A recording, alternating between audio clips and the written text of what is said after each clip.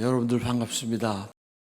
비타민C 책을 영어로 써서 전 세계에 제가 한 그 과학적 건강에 관련된 과학적 사실을 알렸다 해서 오늘은 그 내용을 여러분들에게 좀 직접 소개를 드리려고 합니다. 여러분 아시는 것처럼 제가 그냥 이렇게 하니까 좋더라라고 얘기하는 것보다는 그래도 직접 거의 30년 가까이 실험을 해서 그 근거를 가지고 여러분들에게 분명하게 좀 말씀을 드리려고 합니다. 여러분들 보시면 깜짝 놀랄 내용들도 많습니다. 특히나 많은 의사 선생님들이 좀 꼭 들었으면 좋겠습니다. 너무나 많은 지식들이 나오기 때문에 다 논문을 보실 수가 없습니다. 그래서 오늘 이 비타민C가 우리 몸을 어떻게 지키고 보호하고 치료해 주는지 하는 그러한 많은 의사 선생님들이 들으면 깜짝 놀랄 내용들도 많이 있습니다. 그래서 오늘 그 내용을 같이 나누기로 하겠습니다.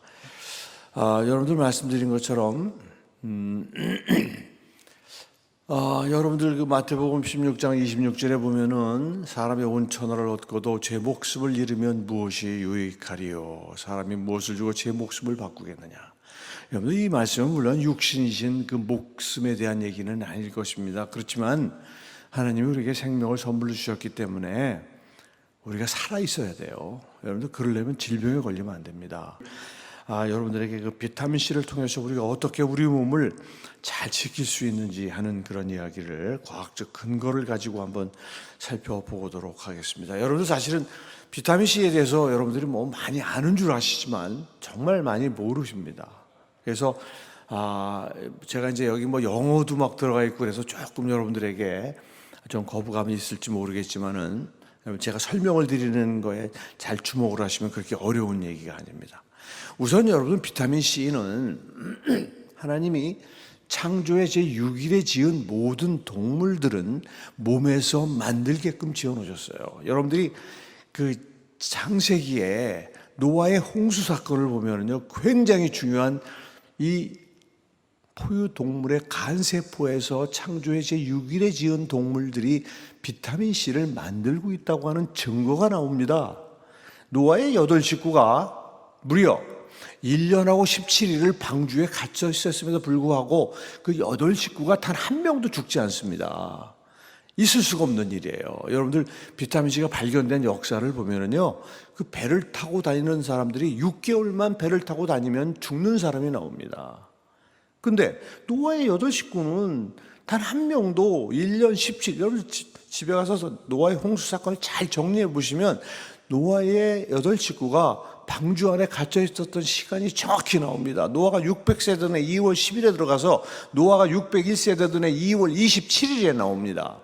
1년 17일을 갇혀 있었어요. 그럼에도 불구하고 한 명도 안 죽습니다. 여러분들 무슨 얘기냐면 최소한도 노아의 홍수 사건 때까지는 분명하게 인간도 비타민C를 만들고 있었다는 얘기예요. 그런데 여러분들 너무나 안타깝게도 그 이후 언제인지 모르지만 인간을 포함한 영장류만 비타민C 만드는 능력을 잃어버렸어요. 여러분 비타민C는 하나님이 어떻게 만들게 지으셨냐면 여러분들이 생명을 위해서 반드시 먹어야 되는 탄수화물이 원료예요. 여러분 밥 드시잖아요. 옥수수 드시잖아요. 고구마 드시잖아요.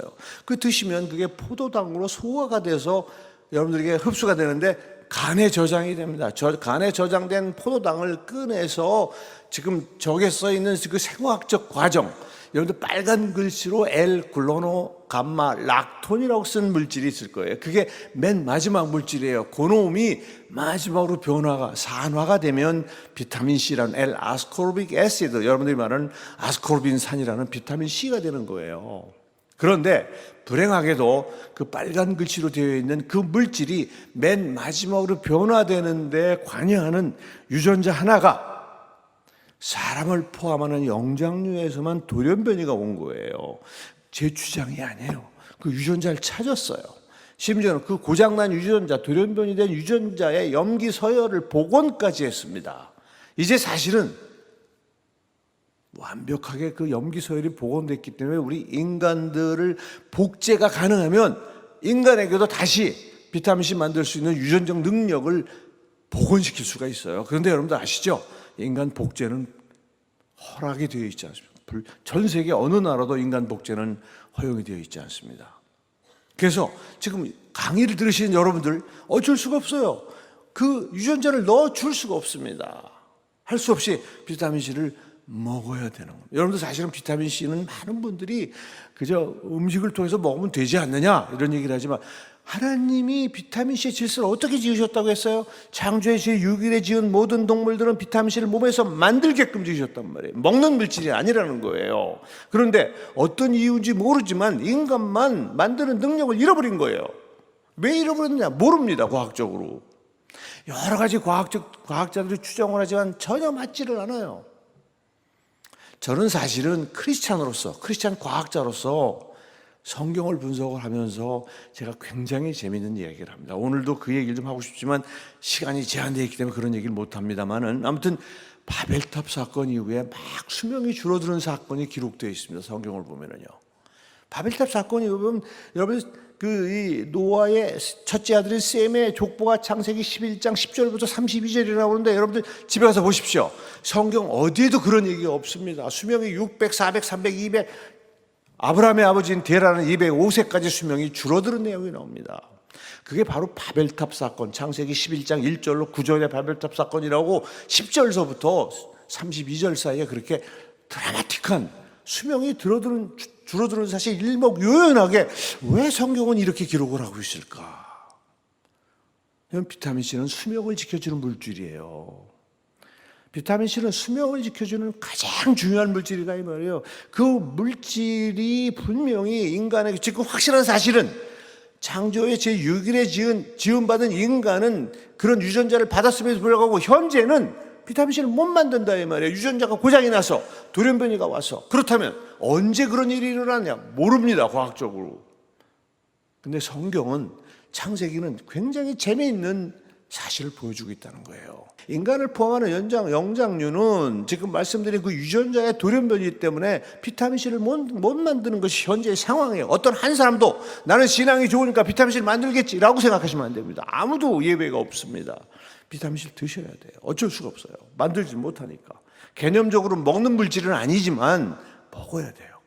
자, 그러면 지금 가장 큰 쟁점이 되어 있는 게 뭐냐면 비타민C를 도대체 얼마를 먹는 게 적정량이냐가 쟁점이에요. 근데 여러분들 아시죠? 60 내지 100mg이라고 지금 되어 있어요. 공식적으로 기록이 그렇게 되어 있어요. 지금 그게 이제 계속해서 막 올라가고 있습니다. 잘못됐다는 증거죠. 이젠 더 이상 60 내지 100ml를 지키는 나라는 없습니다. 없어요. 미국도 2000ml까지 올렸어요. 공식적으로. 아주 미개한 얘기죠. 2000ml라고 얘기하는 것도. 그러니까 여러분들 어떻게 해야 되겠어요? 여러분들 지금 하나님의 창조의 질서를 돌아보면 됩니다. 인간을 제외한 다른 창조의 질서들을 돌아보시면 힌트를 얻을 수가 있는 거예요. 지금도 여러분들 주위에 키우시고 있는 개나 소나 말이나 고양이, 쥐, 코끼리, 사자, 기린 할 거 없이 모든 동물들이 현재 이 순간에도 비타민C 자기 생명을 위해서 몸에서 만들고 있다는 거예요. 과학자들이 그 동물들이 과연 얼마를 하루에 만들고 있는가를 조사를 해봤어요. 70년대. 그랬더니 놀랍게도 여러분들 어떻게 사람하고 쥐하고 만드는 양을 비교할 수가 없지요. 어떻게 해야 돼요? 단위 체중당 또는 체중을 똑같게 만들어 놓고 비교를 해야 되겠죠. 그래서 해보니까 단위 체중당 최소한도 체중 1kg당 적게 만드는 동물은 70, 많이 만드는 동물은 250mg까지 만들고 있더라는 거예요. 여러분들 기가 막힌 얘기입니다. 우리는 지금 체중 70kg인 인간의 경우 60 내지 100만 먹으면 된다고 말하는데 체중 1kg에 벌써 그 기준을 넘어서고 있다는 거예요. 살아있는 하나님의 피조물들이 우리에게 보여주고 있는 힌트는 바로 그거라는 거예요. 그래서 70kg로 환산하니까 적게는 한 5, 6천에서 많게는 2만까지 만들고 있더라는 거예요. 여러분 이거는 굉장히 중요한 우리 크리스찬들은 특히 하나님의 질서를 믿는 우리 크리스찬들에게는 굉장히 중요한 단서입니다. 여러분 이게 첫 번째 단서예요. 제가 이 비타민C에 학문적으로 깊이 빠지게 된 첫 번째 단서입니다. 자, 그 다음에 제가 여러분 비타민C에 관련돼서 참 너무나 안타까운 게 뭐냐면 비타민C에 대해서 잘 알지도 못하면서 나는 의사요, 나는 약사요, 뭐 또 심지어는 건강에 조금 좀 안다는 분들은 비타민C에 대해서 아는 척을 너무 하시는 거예요. 아, 그거 수용성이고 많이 먹으면 오줌으로 다 빠져나가고 그래서 안전해. 여러분들 전 제일 듣기 싫은 얘기가 그 얘기입니다. 굉장히 무지한 얘기거든요. 비타민C는 여러분들 우리 몸에 들어온 비타민C는 한 톨도 그냥 나가지 않습니다.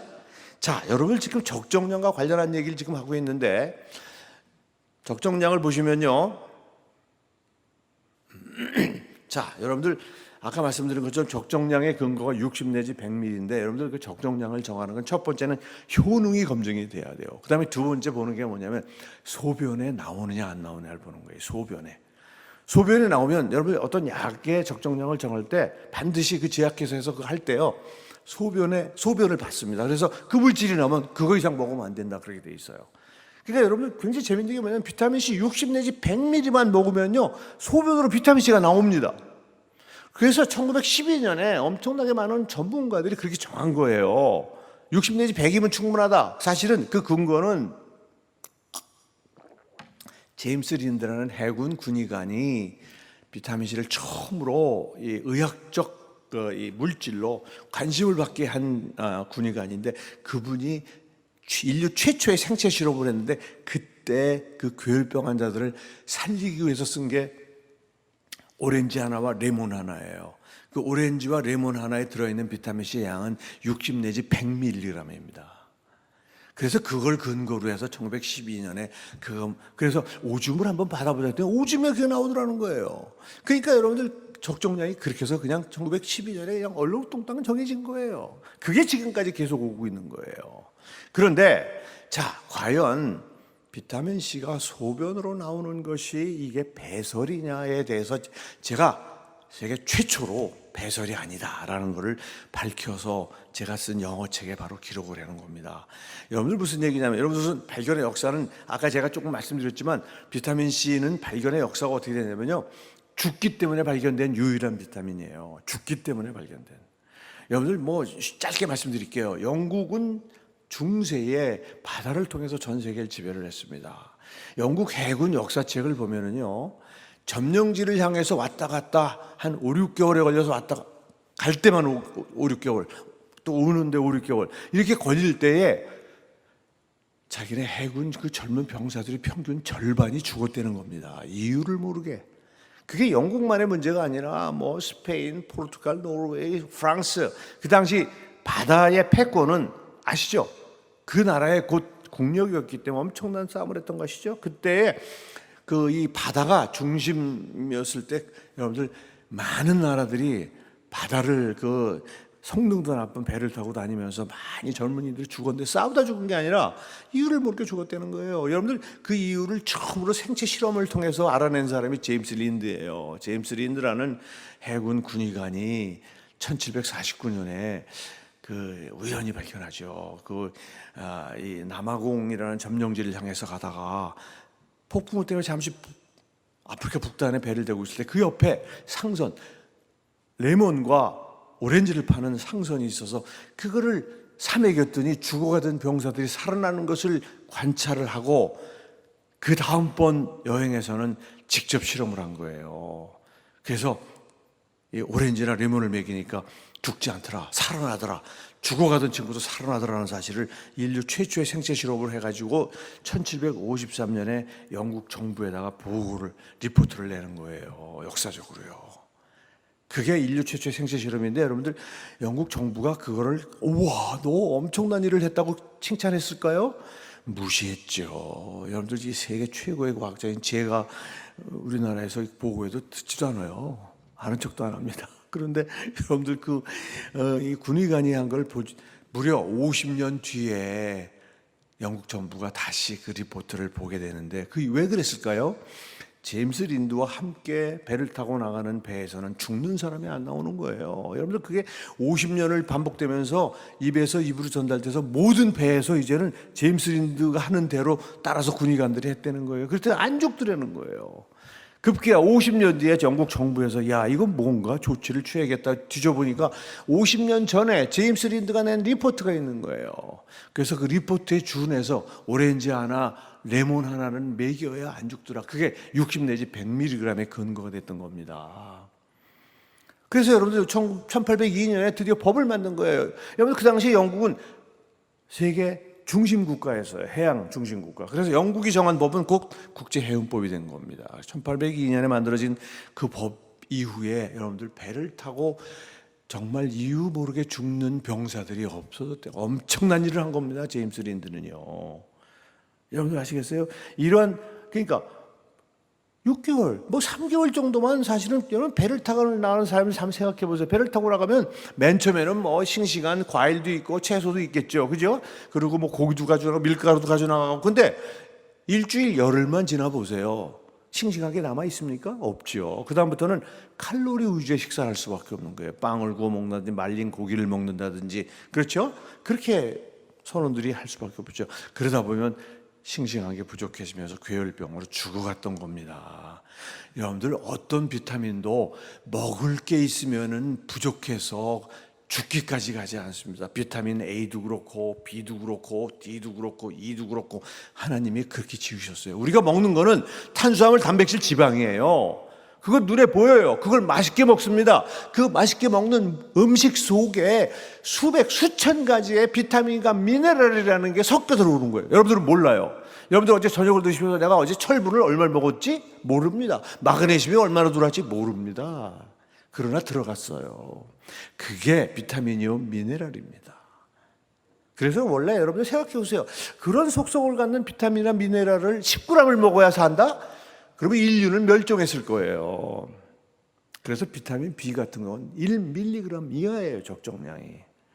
비타민 C는 아니란 말이에요. 이름을 잘못 정한 거예요. 비타민이란 말을 붙이면 안 되는 거예요, 원래.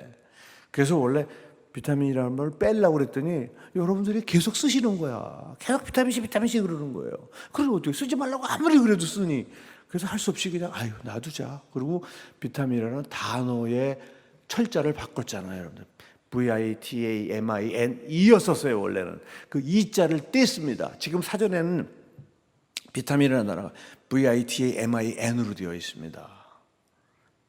그렇게 그냥 절충을 한 거예요, 말하자면.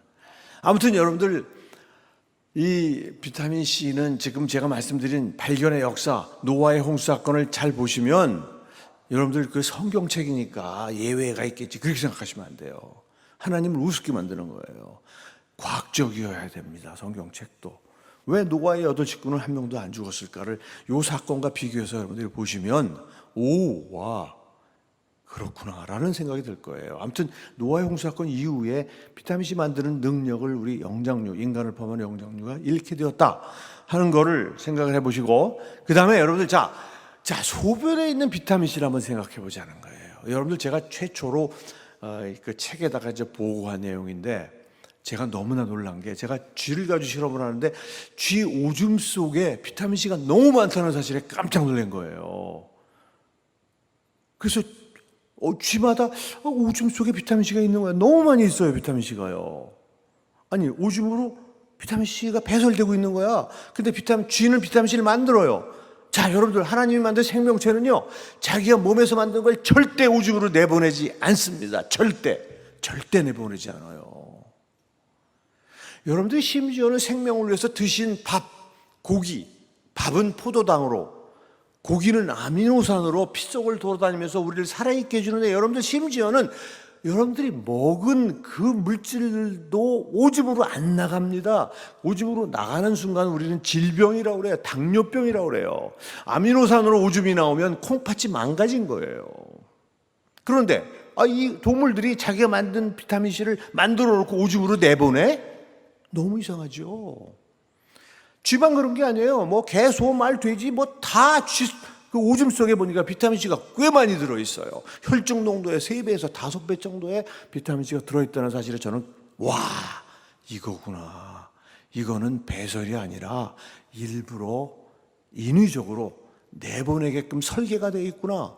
그래서 그 설계를 찾았더니 놀랍게도 여러분들 콩팥에 비타민C를 흡수할 때 쓰는 수용체가 콩팥 길목에 있다는 사실을 알아낸 거예요. 여러분들 저 슬라이드를 한번 읽어보세요. 여러분들에게 좀 어렵긴 하지만 콩팥의 근위 세력안에 비타민C 수용체가 잘 발달돼 있을 이유가 없어요, 거기에. 근데 거기 발달돼 있더라는 거예요. 알고 봤더니 비타민C가 소변으로 나갈 때 댐 역할을 하고 있다는 사실을 한 거예요.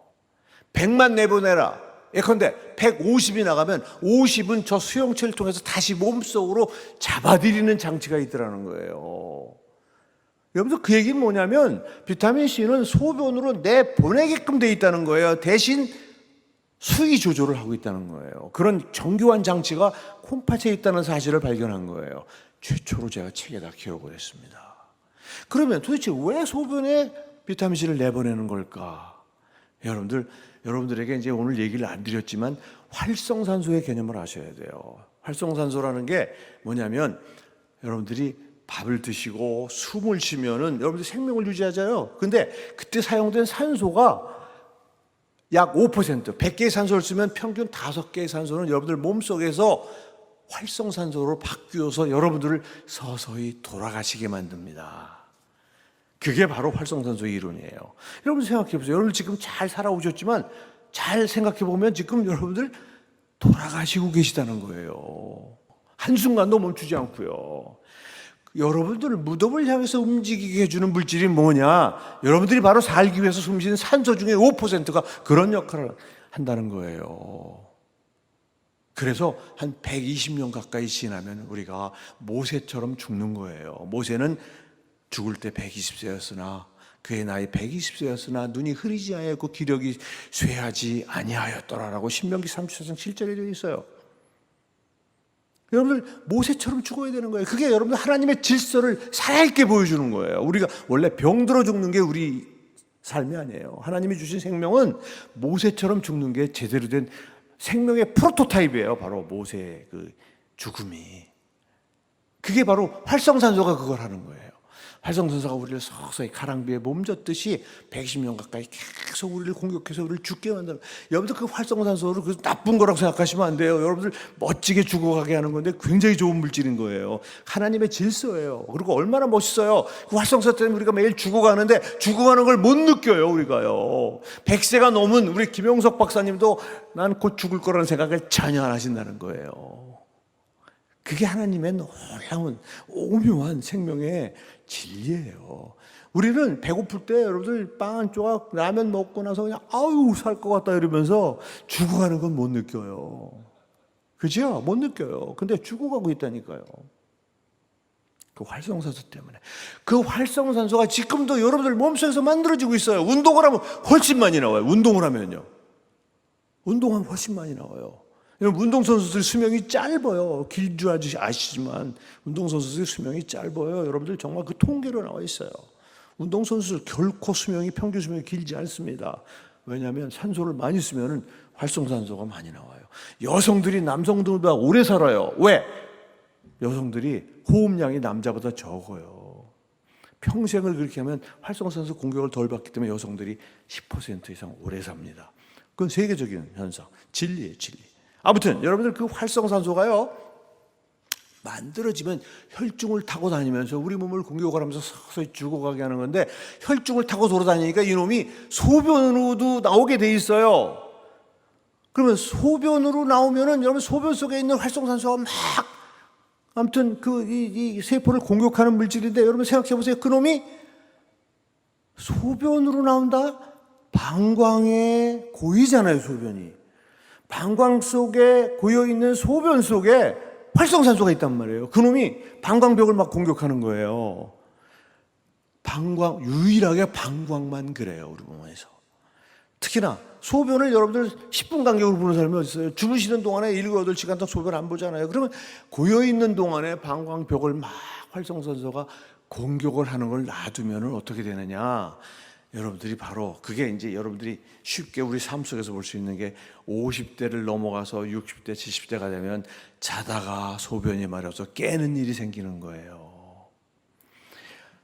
방광 점막이 활성산소에서 만성적으로 상처가 나면요, 그 밑에 숨겨져 있는 소변을 감지하는 감각신경이 드러나는 거예요. 그래서 70대, 80대 노인들은 막 자다가 2번, 3번씩 깹니다.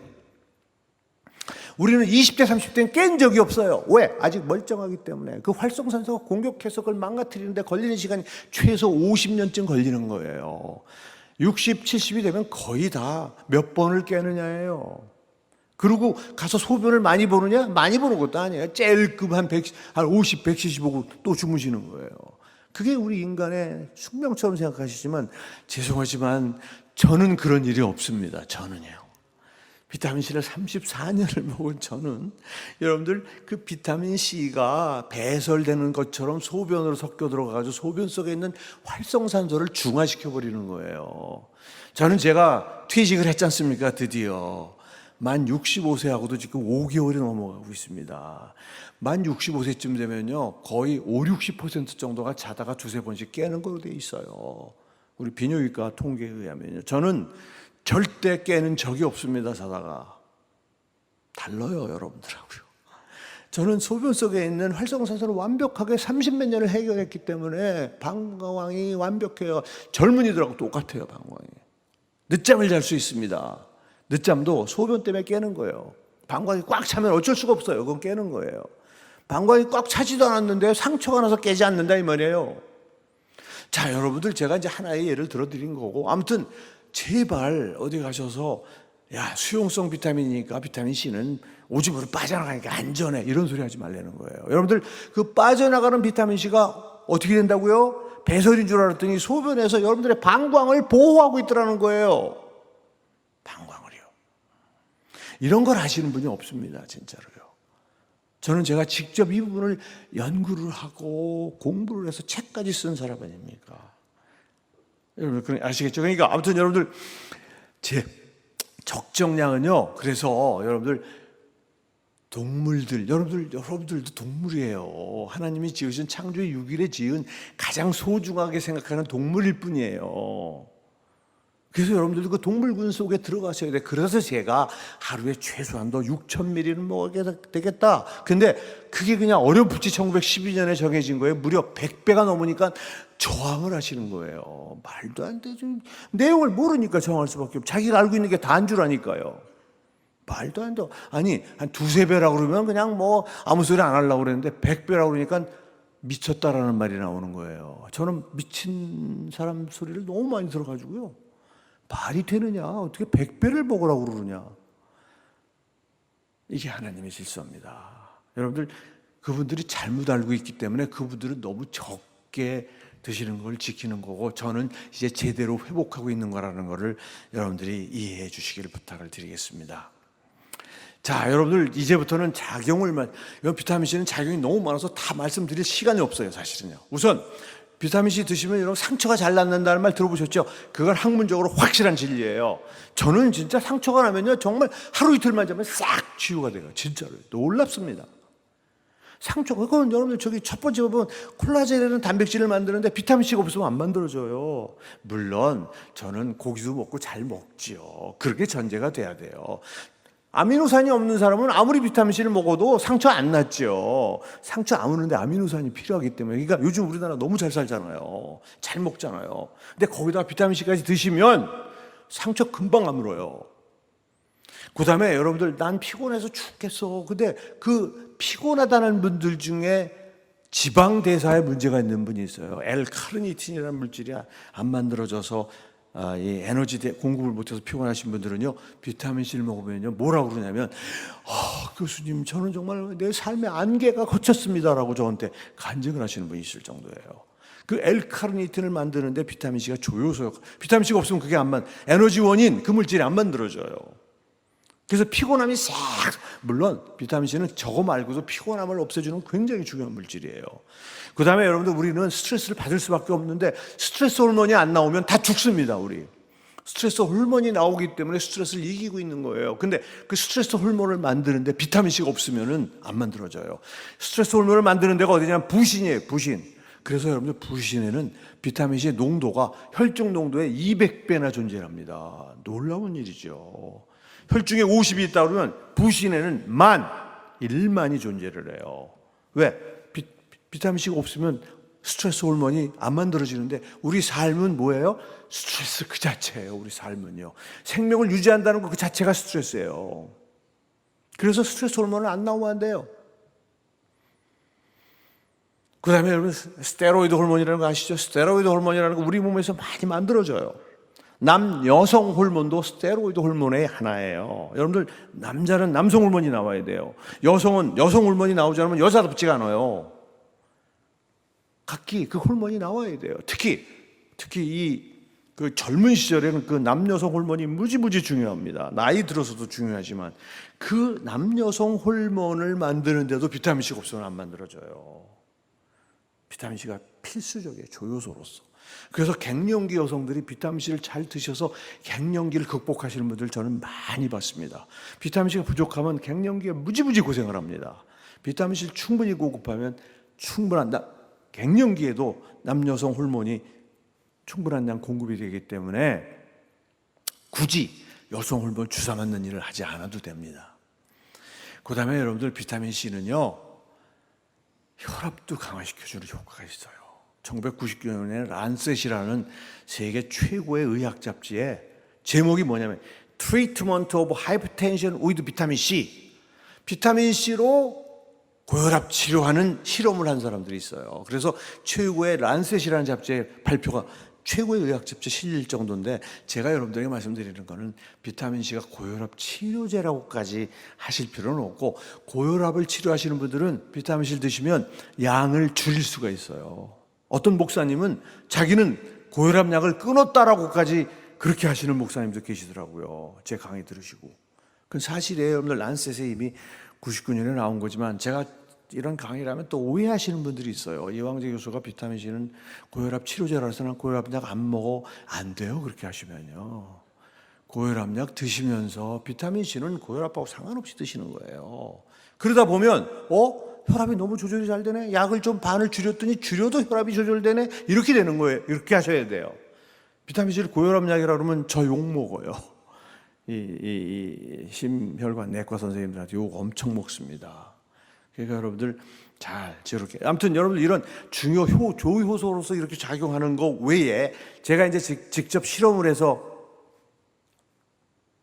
자 여러분들, 저는 제가 왜 세계적인 비타민C 과학자가 됐냐면요, 우리나라에서 유일하게 사람처럼 비타민C를 만들 수 없는 그러한 유전자 조작이 된 쥐를 가지고 있어요. 여러분들이 지금 보시는 그 왼쪽에 있는 쥐 한 마리하고 오른쪽에 있는 세 마리의 쥐를 잘 보시면 차이가 있죠. 여러분, 쥐는요, 정상 쥐는 절대 고개를 숙이지 않습니다. 뭘 자꾸 호기심이 많아가지고 항상 고개를 들리고 있어요. 근데 여러분들 오른쪽에 있는 쥐는요, 여러분들하고 똑같은 쥐예요. 여러분들처럼 비타민C를 사람하고 똑같은 유전자가 돌연변을 일으킨 거예요. 그래서 비타민C를 못 만들어요, 저 쥐들은요. 그 비타민C 못 만들면요 우울해요. 고개를 다 숙이고 있어요, 쥐들이요. 그러니까 여러분들, 그래서 옛날에 정신과에서 우울증에 비타민C를 많이 썼어요. 지금 쓰시는 분도 있어요. 지금도요. 비타민C를 드시면 저처럼 이렇게 팔팔해요. 저런 팔팔하잖아요. 그죠? 팔팔해요. 확실한 증거예요. 비타민C 저는 엄청 동물들보다 더 많이 먹어요. 동물들이 만드는 것보다. 저는요 팔팔하잖아요. 이렇게요. 사실이에요. 저 쥐가 무슨 정치를 하겠어요. 쥐 있는 대로 그대로 하는 거예요. 쥐가 저한테 보여주려고 고개 숙이고 있는 게 아니에요. 여러분들, 비타민C를 부족한 쥐하고 정상 쥐를 이렇게 그냥 제가 한번, 저 쥐를 제가 90년대 중반에 저 쥐를 확보를 해가지고 실험을 딱 하는데 한 30마리씩 두 군을 딱 키워봤더니 딱 8주가 지나니까 비타민C 못 만드는 쥐는 다 죽더라고요. 괴혈병으로요. 정상 쥐는 한 마리도 안 죽어요. 물론 깨끗한 먹이를 먹인 거지요. 그러니까 원래 쥐는 비타민C를 만들기 때문에 먹이하고 물만 주면 절대 안 죽어요. 근데 유전자 조작이 된 쥐는 전원이 다 8주 만에 다 죽더라고요. 2달 만에. 그러니까 사실 우리 여러분들도요, 사실은 음식 속에 여러분들도 모르게 비타민C를 지금 드시고 계신 거예요. 그래서 안 돌아가시는 거예요. 비타민C를 완벽하게 제거하시고 한 2-3달 지나면 여러분들 다 하늘나라에서 만나십니다. 확실합니다. 이건 과학적인 얘기예요. 저 동물이 얘기해 주는 거예요. 아무튼 저는 이 쥐 모델을 가지고 실험을 많이 했습니다. 첫 번째, 비타민C는요, 여러분들 이제는 더 이상 종양 치료제 중에 하나라는 말을 안 하면 안 돼요. 과학적으로 완벽하게 이제 자리를 잡았어요. 우선 저는 제가 저도 10편 이상의, 제가 사실 굉장히 중요한 역할을 했어요. 비타민C는 이게 항산화제 아니에요. 그런데 종양세포에게는 항산화제가 아니에요. 산화 촉진제가 돼가지고 암세포를 죽입니다. 그런 사실을 발견했어요, 제가. 그리고 뭐 그거는 처음에 그 데이터까지는 없고, 지금 여러분들에게 제가 보여드린 데이터는 유방암 환자를 가지고 굉장히 중요한 실험을 했어요. 그래서 세계 최고의 암 전문지에 실었어요. 그게 뭐냐면, 이게 보니까 비타민 C에 대해서 설왕설래하는 이유가 뭐냐면, 비타민 C가 모든 암을 치료하는 게 아니더라는 거예요. 어떤 분은 잘 치료가 되는데 어떤 분은 치료가 안 되더라는 거예요. 그래서 제가 그 이유를 찾은 거예요. 아, 이유가 있었구나. 그 유방암 환자 중에 저 SVCT2라고 하는, 아까 비타민C 수용체인데, 그 물질을 그 암세포가 발현하고 있는 암세포는 비타민C 치료하면 잘 치료가 돼요. 근데 저 물질이 없는 유방암은 치료가 안 되더라 이 말이에요. 여러분들 굉장히 중요한 걸, 여러분 어차피 암 치료라는 거는 한 종류의 항암제가 모든 암을 치료할 수 있는 건 지구상에 존재할 수가 없고, 지금도 그랬고 앞으로도 그렇고, 그건 불가능한 얘기예요. 찾는 거예요. 자기가 맞는 치료법을 찾는 거예요. 자기에 맞는 약을 찾는 거예요. 그렇게 하시는 수밖에 없어요. 무슨 얘기냐면, 그 하나의 단서를 제공해 준 거예요, 제가요. 유방암 수술을 하고 나서 조직을 떼서 SVCT2라는 물질이 그 조직에 있으면 그분은 비타민C 치료하면 효과를 볼 수가 있다는 과학적 근거를 제가 마련해 드린 거예요. 그뿐 아니라, 여러분들 뭐 이것뿐 아니라, 여러분들 이거는 사이언스라는 세계 최고의 논문에 어떤 논문이냐면요. 여러분 이 논문은요. 요즘은 사실 여러분 항암제가 이제 표적 항암제라는 게 나와서 굉장히 발전을 했어요. 그거는 부작용이 적어요. 표적 항암제는. 여러분들 항암제 그러면 머리털 빠지고 막 토하고 막, 그다음에 이 골수가 막 죽어가지고 백혈구수가 줄어들고 그러잖아요. 근데 이 표적 항암제는 그런 게 없어요. 근데 표적 항암제, 그래서 이제 암이 정복됐다라고까지 막 얘기했었어요. 그런데 딱 1년쯤 치료하면은 이 약이 안 듣기 시작을 해요. 내성이 생겨요. 그건 하나님이 지으신 생명체의 특성이에요. 여러분들 암세포를 자꾸 죽이잖아요. 그러면 암세포가 피할 길을 만듭니다. 지금 코로나 바이러스가 변종이 생기는 거하고 똑같아요. 여러분 코로나 바이러스도 유전자 아니에요. 여러분 암세포에도 유전자가 있어요. 그 유전자 변이를 통해서 지금 잘 듣던 표적 항암제를 계속 쓰잖아요. 그러면 그분 속에 있는 암세포가 나 더 이상 죽을 수 없어. 유전자 변경해. 그래서 유전자를 변경하면 아무리 그 항암제 써도 안 들어요. 그게 지금 표적 항암제의 큰 문제입니다. 그런데 여러분들 비타민 C가 대장 항문 암의 경우 표적 항암제에 내성이 생겨 있는 그 환자에게 비타민 C 고용량을 주사를 했더니 치료가 되더라. 여러분 굉장히 중요한 학문적 사실을 비타민C가 준 거예요. 지금 표적 항암제에 대해서 방법이 없어요. 방법이. 근데 표적 항암제에 어떤 새로운 활로를 열어준 거예요. 표적 항암제 사용에 비타민C 가지고 내성이 생긴 거를 치료할 수 있다는 그런 게 나오기도 했고요. 그 다음에 여러분들 사실은 2, 3년 전에는요, 미국이 여러분들 사실은 비타민C 지금 이 항암 치료는 정맥주사를 얘기하는 거예요. 먹는 비타민C는 암을 예방해요. 제 연구에 의하면. 여러분 지금 제가 오늘 비타민C 드시라고 온 건데, 비타민C 이렇게 드시는 게 입으로 먹는 거는 암 치료는 안 돼요. 그 양이 적어서 암 치료는 안 되고 암을 예방을 해요. 근데 정맥주사라면 굉장히 고단위로 비타민C가 들어가요. 심지어는 여러분들 재작년인가에 미국에서 최고의 권위지에 나온 임상실험, 비타민C를 가지고 주사를 해서 교모세포종이라는 최고의 악성 종양, 그 다음에 비소세포성 폐암 환자들 15명씩을 가지고 실험을 했는데, 비타민C를 평균 85g, 제일 많이 맞으신 분은 135g을 정맥주, 여러분 끔찍한 양이죠. 제가 아까 6g 정도를 드시라고 그러는데 그거에 10몇 배에서 20배를 주사로 맞아가지고 암 치료를 한 그것이 미국 공식 의료기관에서 세계 최고의 암 전문지에 기가 막히게 암 환자들의 생존을 늘리더라. 심지어는 지금까지 살아있는 사람이 있다라고 할 정도로 굉장히 중요한 그런 비타민C 임상 결과를 발표를 했어요. 그러니까 여러분 이제 더 이상 캔서 셀이라고 하는 세계 최고의 잡지에 재작년에 나왔을 때 더 이상 비타민C는 이제 항암제가 아니다라는 주장을 하시는 분은, 그분은 공부를 안 하시는 분인 거예요. 아는 게 없는 분인 거예요. 여러분들 의사 선생님들에게 너무 죄송한데 무슨 비타민C가 항암제, 여러분들 비타민C가 항산화제이기 때문에 항암제를 방해한다고 알고 있어요. 많은 의사 선생님들이요. 반대예요, 반대. 비타민C를 정맥 주사하면요 산화 촉진대로 암을 죽입니다. 근데 굉장히 중요한 게 뭔지 아십니까? 비타민C는 부작용이 전혀 없어요. 부작용이요. 표적항암제도, 여러분들 표적항암제도 부작용이 적다는 거지 부작용이 없는 게 아니거든요. 있어요. 아주 치명적인 부작용이 있어요. 근데 비타민C는 전혀 없어요. 전혀. 뭐 그 주사 맞을 때 좀 목이 마르다 뭐 이런 거 외에는 없어요. 부작용이요. 부작용 없어요. 얼마나 안전한 항암제인지 몰라요. 그러니까 저는 여러분들이 혹시 여러분들 주위나 이 암을 앓고 계신 분이 계시다 그러면 저는 그 공식적인 항암제 외에 비타민C도 꼭 정맥 주사하는 거를, 지금 우리나라에는 그 정맥 주사하는 병원들이 무지무지 많습니다. 안타깝게도 서울대병원을 비롯한 대형 병원만 그걸 받아들이질 않아요. 참 안타깝습니다. 제가 서울대 교수 출신인데도 말 안 듣습니다.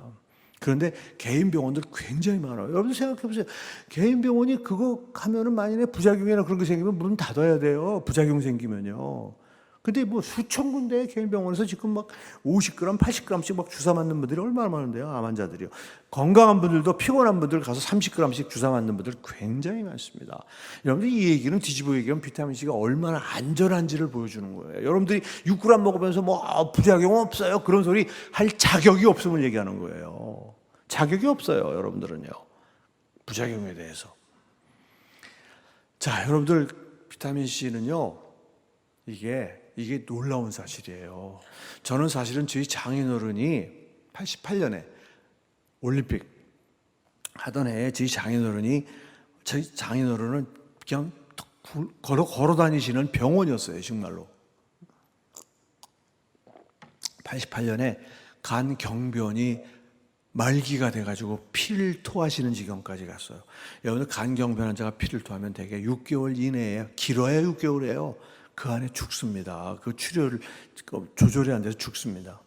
근데 우리 장인어른이 무려, 제가 86년부터 비타민C를 먹었기 때문에 88년에 장인어른에게 비타민C를 막 드시게 할 때였어요.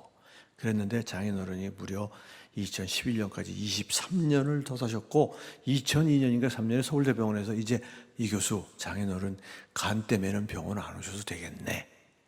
여러분들 피를 토하시던 분이 있을 수가 없는 일이 벌어진 거예요. 그래서 저는 이거를 내가 학문적으로 좀 확인을 해봐야 되겠다 해서 그 사실을 거꾸로, 여러분들 원래는 동물 실험을 한 다음에 사람에게 적용을 하는데 저는 우리 장인어른에게서 나타난 현상을 거꾸로 동물 실험을 통해서, 왜냐하면 저는 비타민C 실험할 수 있는 모델이 있잖아요. 아까 제가 보여드린 그 쥐를 가지고 실험을 했더니 여러분들 정말 기가 막힌, 간을 손상시킨 다음에 비타민C 그러니까 비타민C 부족한 쥐하고 정상 쥐하고 비교해 보니까요, 부족한 쥐는 그냥 그대로 죽더라고요. 근데 비타민C를 만드는 쥐는 쫙 살아나더라고요. 회복이 되면서요. 그리고 비타민C를 못 만들지만 물에다가 비타민C를 타 먹인 쥐, 이게 세 번째 군인데 그것도 완전히 회복되는 것을 관찰을 했는데, 여러분들 이 실험을 제가 저 혼자만 한 게 아니라 우리 병원에 간 전공 내과 선생님들하고 같이 실험을 했어요. 제가 이 실험을 했더니 우리 간 전공 선생님이 눈이 이만해지면서 자기가 따로 2편의 논문을 더 냈어요. 그래서 무려 세계 최고의 권위자 3편의 논문을 냈습니다. 그리고 저는 이미 많은 제 친구들, 주위에 있는 분들, 비타민C를 드시게 해서 간 질환을 앓고 계신 분들이 아주 안전하게 지금까지 관리하고 계신 분들이 한두 명이 아니에요. 이런 학문적 근거가 있어요. 우리 서울대 간내과에서는 비타민C 간 환자들에게 처방을 해요. 심지어는 여러분들 이거를 인체 실험까지 하다가 실패를 했어요. 가짜 약을 써야 돼요. 인체 실험은요. 임상 실험. 가짜 약을 써야 되는데 비타민C는 가짜 약을 쓸 수가 없어. 왜? 여러분들 가짜 약을 쓰라고 그랬더니 그분들이 사서 먹더라고요. 그래서 실패했어요. 여러분 비타민C 살 수가 있잖아요. 진짜를. 항암제는 여러분들 임상 실험할 때 여러분들이 항암제를 구할 수가 없어요. 그러니까 진짜인지 가짜인지 그냥 당하는 수밖에 없어요. 여러분 아시죠? 임상 실험할 때 진짜고 가짜를 꼭 써야 돼요. 플라세보라는 걸 위해서요. 근데 내가 진짜를 먹는지 가짜를 먹는지를 몰라야 돼요. 의사 선생님도 몰라요, 그걸요. 그래서 양맹법이라고 그래요. 그 실험을 시도하다 실패했어요. 왜? 환자들이 에이 뭐 진짜고 뭐고 알 거 없어. 야 우리 사서 먹자. 그러고 사서 먹는 거야 다. 왜냐면 사서 먹는 건 다 진짜 아니에요. 여러분 생각해 보세요. 가짜를 걸린 사람은 참 불운한 거죠. 왜냐면 그 의사 선생님이 뭔가 효과가 있다고 생각해서 실험을 하는 건데 그렇잖아요. 효과가 있을 가능성이 무지 큰 거예요. 실험으로 확인하려고 하는데 나는 재수없게 가짜가 걸린 거야.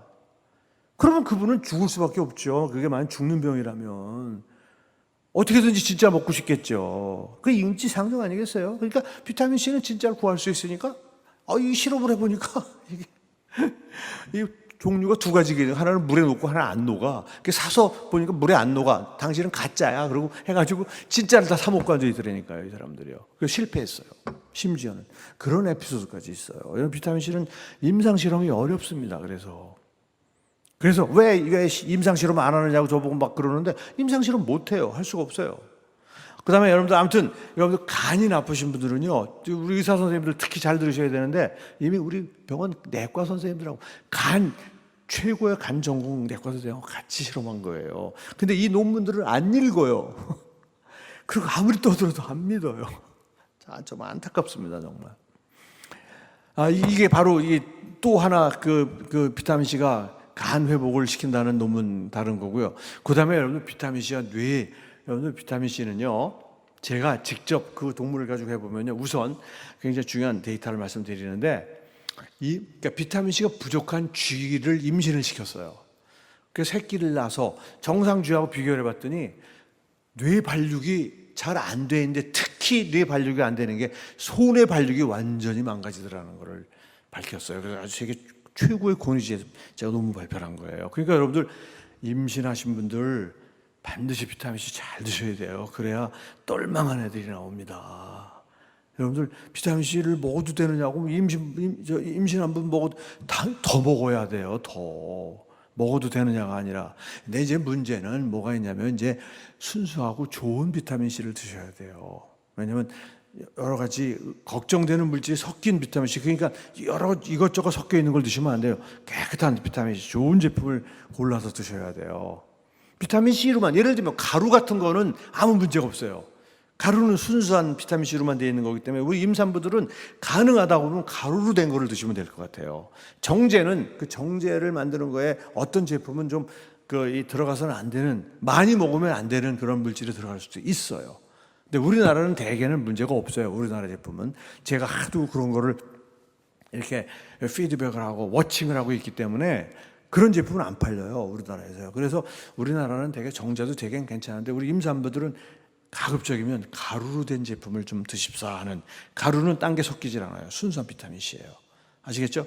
자, 그 다음에 여러분들 이 뇌는 특성이, 제가 저 실험만 했고 뇌에 대해서 알려드릴 게 뭐냐면, 여러분 뇌는 우리 몸의 체중의 2%밖에 안 돼요. 그런데 산소를 쓰는 양은 여러분들이 코로 들이마신 산소의 20%를 뇌가 써요. 그리고 여러분들이 드신 포도당, 탄수화물의 25%를 뇌가 써요. 그러니까 굉장히 에너지를 많이 쓰는 장기가 뇌예요. 여러분들 지금도 그냥 뇌에 컴퓨터가 그냥 불이 반짝반짝 하고 있어요. 너무 재밌거든 강의가. 그죠? 그거 뭐 그냥 뇌가 돌아가지 않으면 이해를 못 해요. 여러분 생각해보세요. 전원을 흐리멍텅하게 해보세요. 컴퓨터가 워킹을 안 해요. 다시 말씀드리면 뇌는요 엄청나게 에너지를 쓰는 그런 장기예요. 에너지를 많이 쓰면 활성산소가 제일 많이 나와요. 우리 몸에서 가장 많은 활성산소의 공격을 받는 세포가 뇌세포예요.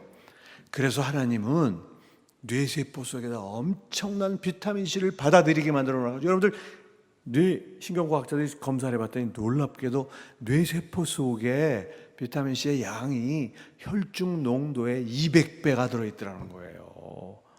여러분들 비타민C 하는 일이 뭐예요? 항산화제 아니에요? 항산화제. 활성산소가 그냥 막 생기는 거를 그 엄청난 비타민C가 중화시켜주지 않으면 우리는 10년 단위에서 뇌가 다 죽어야 되는 거예요. 안 죽고 있잖아요. 지금 여러분들 10년 더 사셨잖아요. 그죠? 그 얘기는 뭐예요? 뭔가가 지금 중요한 보호 역할을 하고 있다. 그게 비타민C예요. 여러분들 지금 확실하게 알려준 게 뭐냐면요. 여기 보시면 이게 바로 그거예요. 여러분들 뇌에 여러분들에게 좀 어려운 내용인데 혈중 농도가 50이에요. 40에서 60. 50인데 뇌하고 부신은 아까 부신이 제가 그랬죠. 10밀리몰, 10밀리몰이라는 건 사실은 마이크로의 1000배예요, 1000배. 그러니까 10밀리몰은 10,000 마이크로몰이라는 거예요.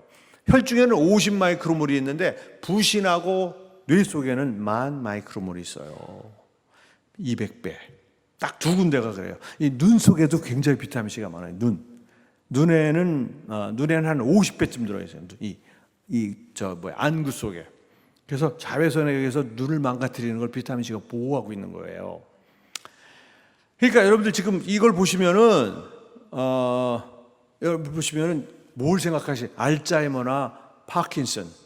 사실은 여러분들 알츠하이머는 치매라는 거고, 그러니까 알츠하이머는 뇌세포의 이 기억을 중심으로 한 감각세포가 망가지는 게 알츠하이머고요. 파킨슨은 운동신경이 망가지는 거예요.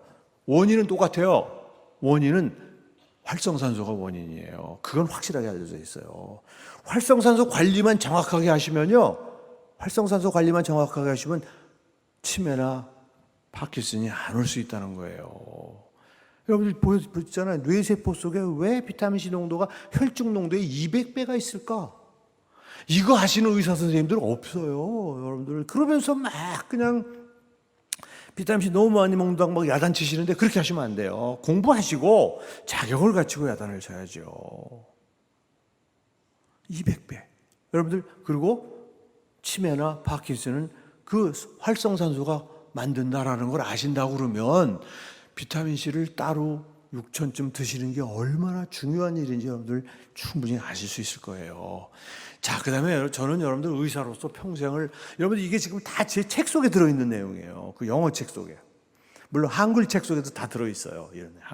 제가 쓴 한국 사람들을 위해서 쉽게 한글로 쓴 책도 나와 있는데, 여러분들 그 책을 좀 사시라는 거예요. 그게 다 건강과 생명 우리 잡지사에서 다 수입으로 잡는 거지 제 수입이 아니에요. 그래서 여러분들 그 책을 좀 사서 보시는 게 선교입니다. 그것도 여러분들이 아주 굉장히 쉽게 써놨어요. 한글책. 그 제가 강의한 내용 거기 다 있어요. 그 안에.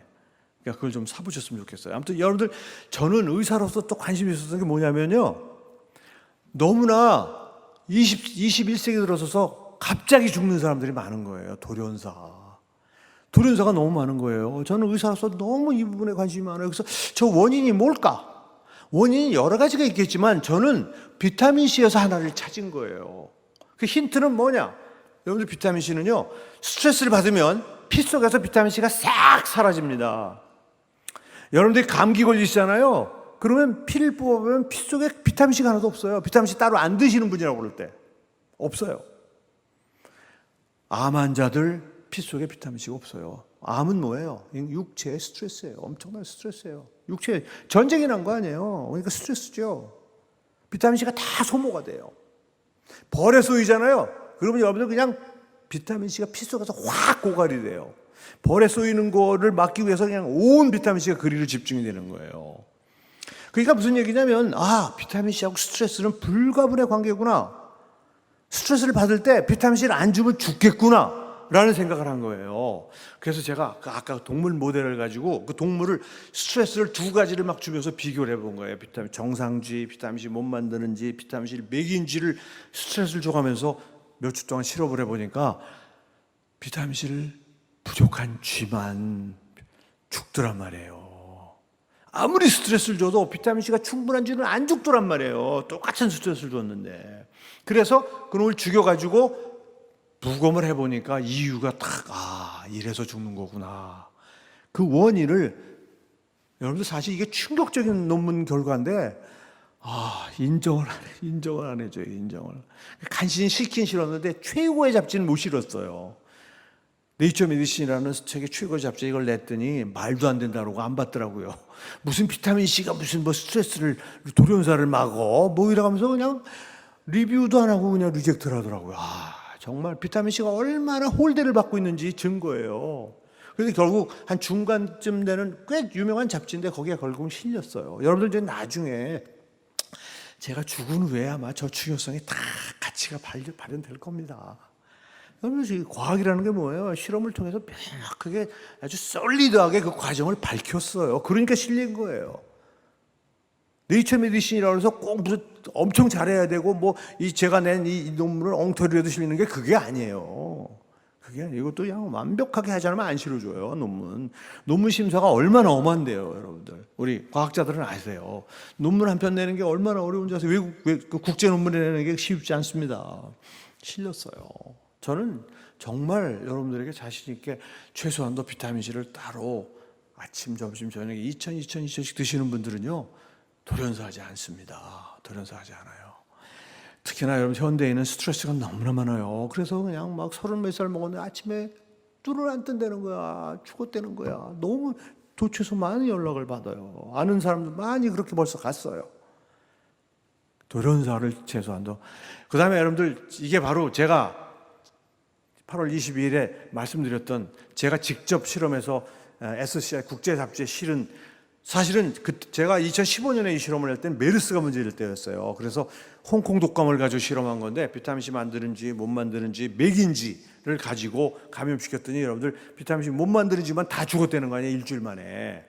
그래서 죽은 놈들 폐를 꺼내보니까 그 다음에 정상지 폐를 꺼내보니까 죽은 집안 폐에 바이러스가 잔뜩 있었다는 거 아니에요. 그리고 죽지 않은 쥐는 폐에 바이러스가 없더라. 그래서 결국 바이러스성 폐렴으로 죽은 거다. 근데 왜 비타민C가 부족한 쥐만 폐 속으로 바이러스가 내려갔을까? 그 기관지 점액을 분석해 보니까 기관지 점액에 굉장히 중요한 사이토카인, 즉 항바이러스 효과를 갖는 사이토카인 양이 비타민C가 부족하면 없더라는 거예요. 그래서 그 항바이러스 성격을 갖는 그 중요한 물질이 상기도 감염인 독감을 밑으로 내려가게 하는 걸 막고 있었다는 거예요. 근데 비타민C가 부족하면 그 물질이 안 만들어져서 그냥 자연스럽게 폐까지 내려가서 폐렴이 돼서 죽었다라는 사실을 제가 밝힌, 정말 이런 동물을 통해서 실험, 이렇게 과학적인 그 메커니즘까지 설명한 게 처음이에요, 이 논문이요. 이거 이상 실험을 할 수가 없어요. 여러분, 사람을 가지고 이렇게 죽여볼 수가 없잖아요. 그러니까 못해요, 이거 이상. 저 쥐니까 저렇게 막 죽이는 거죠. 그래서 여러분들, 저는 제가 이걸 가지고 최소한도 비타민C를 드시는 분은 코로나 바이러스에 걸릴 수 있어요. 절대 죽을 수 없다는 거죠. 메르스 또 신종 독감, 어떤 독감도 걸릴 수는 있지만 죽지 않을 수 있다라는 근거를 확실하게 밝힌 그런 논문이에요. 그 다음에 여러분들, 사실은 제가 제일 마지막으로 넣었는데, 여러분들 비타민C는요, 혈관을 보호하는 효과는요, 그건 뭐 일일이 여러분들 비타민C 부족증이 영어로 한글말로 뭐예요? 괴혈병 아니에요? 그게 무슨 뜻이에요? 혈관을 파괴하는 병이라는 거 아니에요? 그거는 옛날에 괴혈병이 뭔지 모르는 분들이 그 병에 걸리면 그냥 계속 피를 질질 흘리더라. 피 흘린다는 게 뭐예요? 혈관이 부서지는 거예요. 그죠? 그러니까 그 비타민C를 먹었더니 그런 일이 안 생기더라. 그 얘기는 뭐예요? 뒤집어 얘기하면 비타민C가 혈관을 튼튼하게 해주고 있다는 정말 아주 원시적인, 그러나 가장 아주 펀더멘탈한 그런 팩트인 거예요. 비타민C는요, 드시면은 혈관이 안 좋아요. 여러분, 저는 제가 여러분들에게 보여드리지 못하지만 제 혈관이 20대예요, 20대. 제가 나이가 60대 중반이면 여러분 보통 30%에서 50% 혈관이 막혀 있어야 돼요. 0%예요. 전혀 막혀 있질 않아요. 상처 하나 없어요, 혈관이요. 제 제자가 검사하고 깜짝 놀래가지고, 선생님 어떻게 하셨길래 이렇게 혈관이 깨끗하십니까? 우리 집사람을 제가 가서 검사를 했어요. 우리 집사람은 부모님이 다 본태성 고혈압 환자예요. 여러분, 고혈압 환자는 혈관이 깨끗하신 분이 없어요. 왜냐하면 혈관 질환이기 때문에. 그래서 고혈압 환자 60, 70대면 되게 그 합병증으로 돌아가십니다, 많은 분들이. 근데 우리 집사람은 지금 고혈압 치료를 20년 이상을 받았는데요, 저보다 더 깨끗해. 상처는 없어요. 막힌 데가 없어. 비타민C를 30년 이상 먹었잖아요. 여기 제 혈관이 나오는군요. 여기 보세요. 이 혈관 칼슘 지수가 저렇게 원래 0점에서 1000점인데 저는 빵점이 나왔다는 거 아니에요. 빵점은 20대나 나오는 점수예요. 보통 여러분들 벌써 50대만 되면 벌써 300점, 400점 막 나오는, 혈관이 망가져서 나오는 점수거든요. 근데 저는 저게 빵점이 나왔어요. 여러분들, 그 다음에 이거 저희 집사람하고 여러분 아까 말씀드렸기 때문에 그냥 넘어갑니다. 이게 사진으로 보여드리는 거예요. 그냥 혈관이 깨끗합니다. 저 밑에 있는 저보다 13년 어린 친구는 벌써 동맥경화가 한 1.6mm 생겨 있더라고요. 담배 피더라고요. 비타민 C 안 먹고. 근데 그분은 나보다 13살이 어린데 벌써 동맥경화가 시작이 됐어. 저보다도 무려 3배, 4배 좁아져 있더라고요, 벌써요.